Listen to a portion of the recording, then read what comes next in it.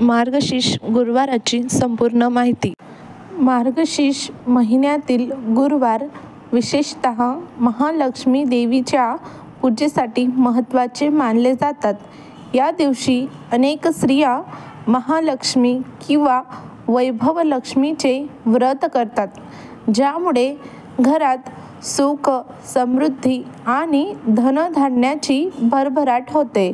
हे व्रत कुटुंबाच्या सुख समृद्धीसाठी आणि उत्तम आरोग्यासाठी केले जाते.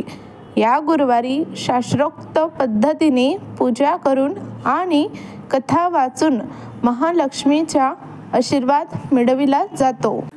चला तर मग बघूयात मार्गशीर्ष गुरुवारांचे महत्त्व.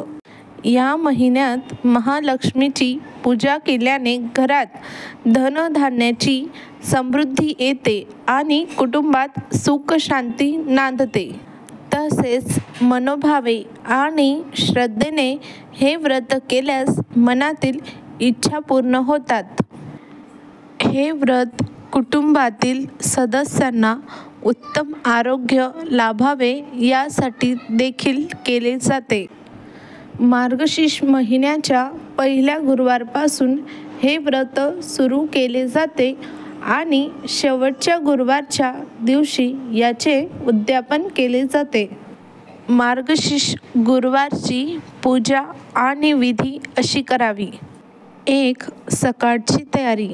पहाटे लवकर उठून स्नान करून स्वच्छ वस्त्र परिधान करावे आणि व्रताचा संकल्प करावा. 2. पूजापाठ आणि सजावट. अंगणात आणि पूजेच्या ठिकाणी रांगोळी काढून त्यावर महालक्ष्मीची पावले काढावी. आंब्याची पाने, करवंद आणि भाताच्या पारंब्या वापरून आसन सजवावे. 3. कलश स्थापना.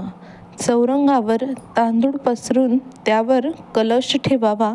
कलशामध्ये पाणी, हळदी कुंकू, दुर्वा, नाणे आणि सुपारी ठेवावी. 4. देवीची पूजा. सर्वप्रथम गणपतीची आणि त्यानंतर महालक्ष्मीची पूजा करावी. 5.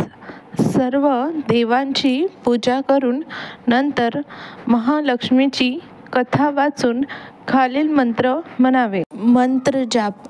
ओम श्री महालक्ष्मे नमः किंवा ओम महालक्ष्मे च विद्महे विष्णुपते च धीमहि तन्नो लक्ष्मी प्रचोदयात यासारख्या मंत्राचा जप करावा.